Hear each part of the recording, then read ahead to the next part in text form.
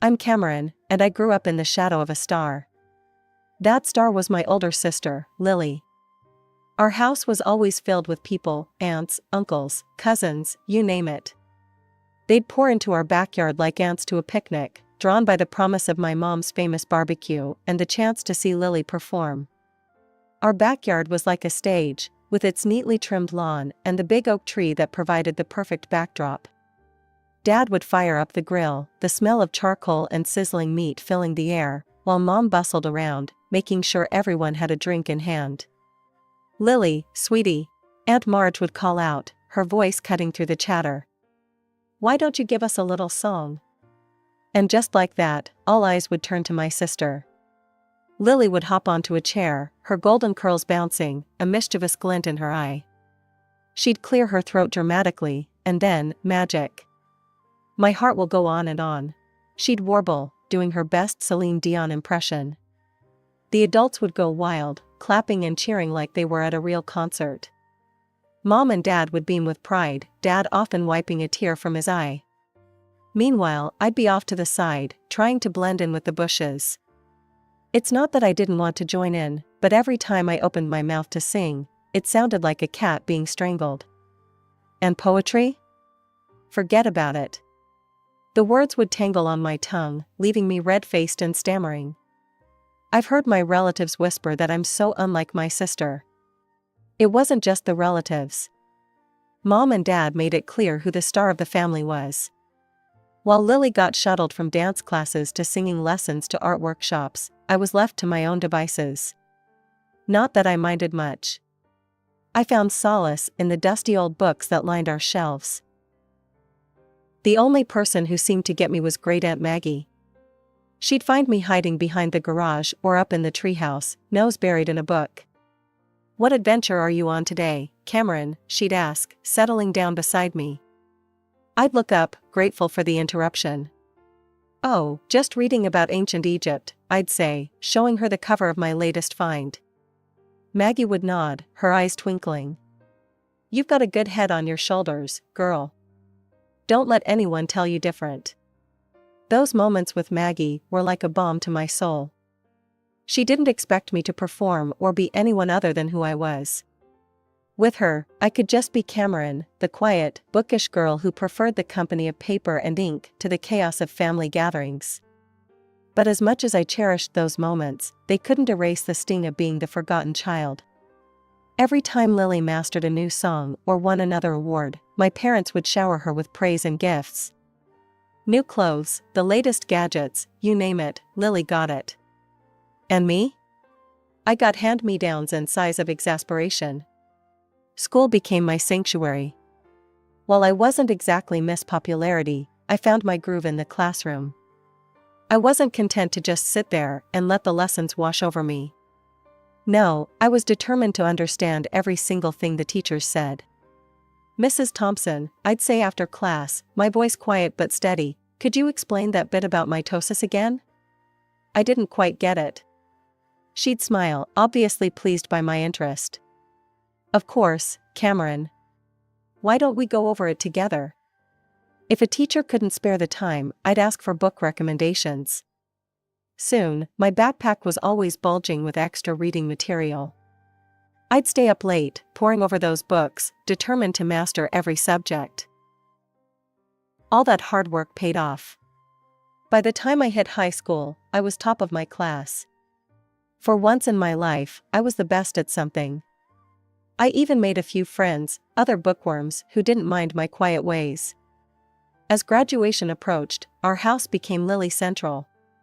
Mom was constantly helping her put together her portfolio for the advertising and PR program at some fancy college. "Oh, honey, this campaign idea is perfect," Mom would gush, looking at Lily's work. "You're so talented." I'd roll my eyes and retreat to my room, burying myself in my studies. But one night, during yet another family dinner devoted to Lily's college plans, something in me snapped. "I'm going to college too," I blurted out. "I want to study management." The silence that followed was deafening. Then, to my shock and hurt, they all burst out laughing. Oh, sweetie, Mom said, wiping tears of mirth from her eyes. We don't have money for that. You'll need to get a job after graduation. You're just not as gifted as your sister. I felt like I'd been slapped. But I'm the top student in my class, I stammered, my face burning with anger and embarrassment. I get straight A's. I stormed up to my room and came back with my report card, slamming it on the table. They all leaned in to look, their eyes widening in surprise. Well, I'll be damned, Dad muttered, scratching his head. When did this happen? It's been happening for years, I spat. Not that any of you ever noticed. Mom at least had the decency to look ashamed. Cameron, we had no idea. But Dad cut her off. Look, it doesn't change anything. We've spent all our savings on Lily's education. There's nothing left for you, Cameron. I'm sorry, but that's just how it is. You'll go to work at my cousin Frank's restaurant after graduation. I turned and ran, ignoring their calls. I sprinted up the stairs, into my room, slamming the door so hard the walls shook. As I collapsed onto my bed, sobs racking my body, I felt something inside me harden. Fine, I thought, my hands clenching into fists. If they won't help me, I'll find another way. I'll show them all what Cameron can do. The next few months were a blur. Lily headed off to college, her departure marked by tearful goodbyes and proud parental embraces. Meanwhile, I threw myself into my studies with renewed vigor, determined to graduate at the top of my class. During this time, I found myself spending more and more time with Great Aunt Maggie. Her small, cozy house became my refuge from the tension at home. One afternoon, as we sat in her sunlit kitchen sipping tea, she asked the question I'd been dreading. So, Cameron, she said, her kind eyes fixed on me, what are your plans after graduation? I stared into my teacup, fighting back tears. I don't know, Aunt Maggie. Mom and Dad won't help me with college. They say there's no money left after paying for Lily's education. Maggie was quiet for a moment, then reached across the table and squeezed my hand. Cameron, dear, I've got some savings, I'd like to give them to you. For college. You're smart as a whip, and I'll be damned if I let that brain of yours go to waste. The reality of her words hit me like a tidal wave. I burst into tears, overwhelmed by her generosity and the sudden realization that my dreams weren't dead after all. Thank you, I sobbed, throwing my arms around her. Thank you so much, Aunt Maggie. The months flew by, and before I knew it, I was walking across the stage at graduation, diploma in hand. As I scanned the crowd, I saw Aunt Maggie beaming at me. My parents were there too, looking proud but uncomfortable. That evening, as I pored over college brochures, Mom walked in. Cameron, honey, she said, her voice syrupy sweet, your father's cousin Frank called. He's got a waitressing job for you at his restaurant. Isn't that exciting? I took a deep breath. Actually, Mom, I won't be needing that job. I'm going to college. Dad appeared in the doorway, frowning. And how exactly do you plan to pay for that? Aunt Maggie is helping me, I said, my chin held high. She's giving me her savings for tuition. The shocked silence that followed was almost comical. Then, to my disbelief, Dad's face turned red with anger. Absolutely not, he bellowed. If Maggie's got money to spare, it should go to Lily. She needs a car for her job in advertising after she graduates next year. I couldn't believe what I was hearing. Are you serious? I spat. This is my chance to get an education, to make something of myself. Don't be selfish, Cameron, Mom chimed in. Your sister needs that money more than you do. No, I said, my voice shaking but firm. This is my money now, and I'm using it for college. End of discussion. From that moment on, life at home became unbearable. My parents either ignored me completely or snapped at me over the smallest things. The tension was suffocating. After a particularly nasty argument, I called Aunt Maggie in tears and told her everything. Pack your bags, sweetheart, she said without hesitation. You're moving in with me. The next day, I stuffed everything I owned into a cab and drove away, watching my childhood home shrink in the rearview mirror. As I pulled up to Aunt Maggie's house, I felt a weight lift off my shoulders. The summer flew by in a whirlwind of preparation, and before I knew it, I was stepping onto the campus of State University. Thanks to my stellar grades and Aunt Maggie's generosity, I'd gotten into the management program I'd always dreamed of. My first day of classes, I felt like I was floating on air. As I sat in my introduction to business lecture, drinking in every word, I couldn't help but think, I made it. I'm really here. Meanwhile, Lily was starting her senior year at her fancy college. I hadn't heard much from her or my parents since I'd moved out, but I tried not to let it bother me. I was too busy reveling in my newfound freedom and the excitement of college life. But then, about a month into the semester, Aunt Maggie called me. "Cameron, dear," she said, her voice hesitant, "I think you should sit down for this." My heart raced as she filled me in on the family drama I'd missed. Apparently, Lily had shown up at home out of the blue, announcing she'd dropped out of college. The reason? She was pregnant. According to Aunt Maggie, Lily had been flippant about the whole thing. "Oh, don't worry," she'd said, tossing her hair. "The baby's father is loaded. We'll be getting married soon." But the story didn't end there. It turned out Lily's boyfriend wasn't as committed as she'd thought. When he found out she'd been sleeping with his friend too, all hell broke loose. "Now they don't even know who the father is," Aunt Maggie sighed. I sat there, phone pressed to my ear, trying to process it all. Part of me felt a twisted sense of satisfaction, the golden child had fallen from her pedestal. But mostly, I just felt sad for Lily and the mess she'd gotten herself into. The saga continued over the next few months. Aunt Maggie kept me updated on all the gossip from the family gatherings I no longer attended. When Lily's baby was born, a DNA test confirmed her boyfriend was indeed the father. But instead of the fairy tale wedding Lily had envisioned, he simply agreed to pay child support. The final blow came when Lily, desperate for work, took a job as a waitress at Uncle Frank's restaurant, the very job my parents had tried to foist on me. As I hung up the phone, I felt a whirlwind of emotions. There was a small, petty part of me that wanted to gloat, to rub my success in my family's faces. But mostly, I just felt a profound sense of gratitude for where I was and how far I'd come. For years flew by in a blur of lectures, exams, and late-night study sessions. Before I knew it, I was walking across the stage at graduation, my hard-earned management degree clutched tightly in my hand. As I scanned the crowd, I saw Aunt Maggie beaming at me, tears of pride in her eyes. Thanks to my top grades and glowing recommendations from my professors, I landed a job as a manager at the Gilded Fork, one of the most prestigious restaurants in the city.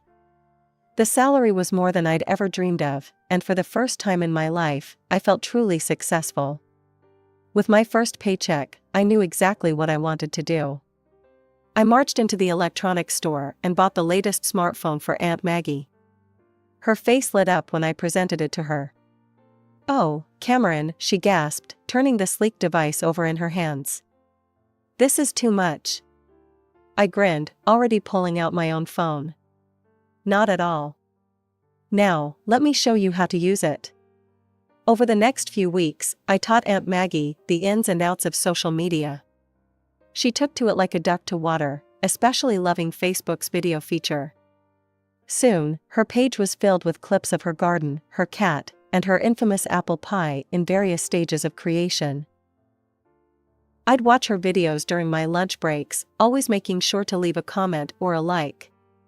It was our way of staying connected, even when work kept me busy. One day, as I was preparing for the dinner rush, my phone buzzed. I glanced at it, surprised to see my mother's name on the screen. We hadn't spoken in years. "Cameron?" Her voice was hesitant. We were hoping you might come over to talk." After a long pause, I agreed. That Sunday, I found myself standing on the porch of my childhood home, my hand hovering over the doorbell. Before I could press it, the door swung open. "Cameron!" My mother pulled me into a tight hug. "Oh, sweetie, it's so good to see you." Inside, I found my father, Lily, and a toddler I assumed was my niece.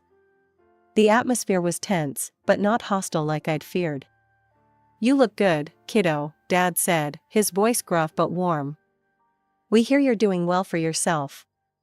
I nodded, still wary. "I am. I'm a manager at the Gilded Fork now." Their eyes widened at the name of the restaurant. Mom cleared her throat. That's wonderful, dear. Actually, that's part of why we wanted to talk to you." Over the next hour, they apologized for how they'd treated me, admitting they'd been wrong to dismiss my potential. Then came the real reason for the reunion. "Cameron," Mom said, glancing at Lily, we were wondering if you might be able to help Lily get a job at your restaurant." I looked at my sister, bouncing her daughter on her knee. She wouldn't meet my eyes. "I'll see what I can do," I said finally. "No promises, but I'll ask."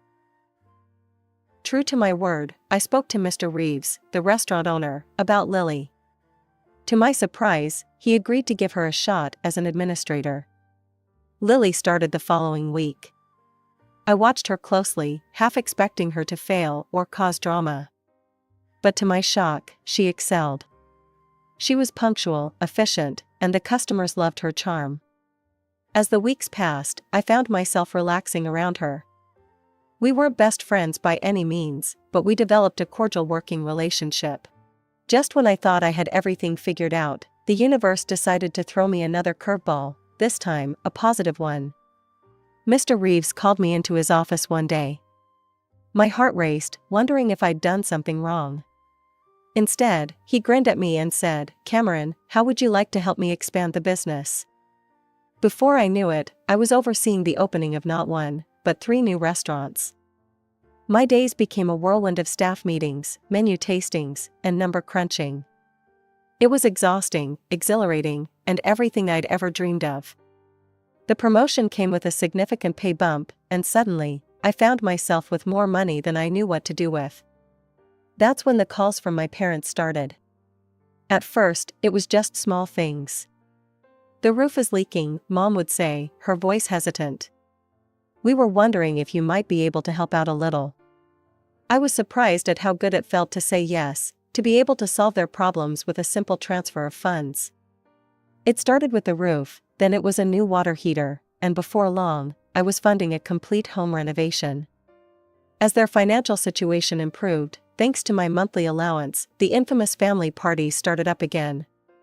But this time, when I attended, things were different. "Have you heard about Cameron's latest project?"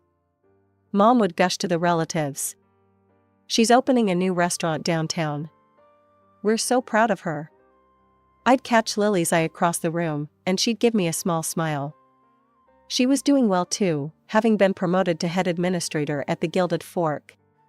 "My girls," Dad would say, an arm around each of us. Both of them making their old man proud. Part of me wanted to be bitter, to remind them of how they'd treated me before. But a larger part reveled in the warmth of their approval, something I'd craved for so long. As I drove home that night, I felt a sense of contentment wash over me. Finally, after all these years, I had what I'd always wanted, success in my career and the love and appreciation of my family. I was the golden child now, but better than that, I was my own woman, standing on my own 2 feet. It was a lazy Sunday afternoon when my world came crashing down around me. I was scrolling through Facebook, sipping my coffee, when I saw that Aunt Maggie had posted a new video. It was from one of the family gatherings I'd missed due to work commitments. Smiling, I clicked play, expecting to see the usual scenes of laughter and merriment. What I saw instead made my blood run cold. There, in living color, were my parents, their faces flushed with alcohol and self-righteousness. Mom was gesticulating wildly, her voice slurred but unmistakable. And Cameron, that ungrateful little freeloader, she was saying, "She barely gives us anything. We're not made of money, you know." Dad chimed in, his face red. "That's right. We're doing just fine, thanks to our Lily. She's the one keeping that fancy restaurant afloat. Cameron just rides on her coattails." The video continued, with various relatives nodding along, some even adding their own criticisms. Lily sat in the corner, looking uncomfortable but not contradicting them. As the video ended, I sat there, stunned. How could they? After everything I'd done for them, all the money I'd given them, how could they turn around and say such awful, untrue things? With shaking hands, I scrolled down to the comments. There, I saw a stream of messages from my parents. Maggie, delete this video right now. You had no right to post this. Take it down immediately. But Aunt Maggie's response made me burst into tears. I don't know how to delete videos, and even if I did, I wouldn't. It's time everyone saw the truth about how you treat Cameron. She's the one supporting you, and this is how you repay her kindness? Shame on you both. I sat there for what felt like hours, replaying the video, reading and rereading the comments. The betrayal cut deep, reopening wounds I thought had long since healed. Finally, I picked up my phone and dialed Aunt Maggie's number. "Oh, Cameron, dear," she said when she answered, her voice full of sympathy. "I take it you've seen the video?" "Yeah," I croaked, my voice raw from crying. "I can't believe it, Aunt Maggie. How could they?" I could hear the anger in her voice as she replied, "They've always been like this, Cameron. You just haven't been around to see it. I'm sorry you had to find out this way, but maybe it's for the best. You deserve to know the truth." We talked for hours, Aunt Maggie comforting me as I cycled through shock, anger, and grief. As night fell, I made a decision. "I'm cutting them off," I told Aunt Maggie, my voice firm despite the pain in my heart. "No more money, no more help. They made their bed, now they can lie in it." The days following the video revelation were some of the hardest of my life. My phone buzzed constantly with messages and calls from my parents, but I couldn't bring myself to answer. Their words, so cruel and untrue, played on a loop in my mind. Finally, after a week of silence, I sent them a brief, cold text. "I've seen the video. I know what you really think of me. Don't contact me again. The money stops now." Their responses came flooding in immediately. At first, they were apologetic. "Cameron, sweetie, we're so sorry. We didn't mean any of it. Please forgive us." But as the days passed and I maintained my silence, their tune changed. "We're your parents. You owe us." Each message twisted the knife deeper, but I stood firm.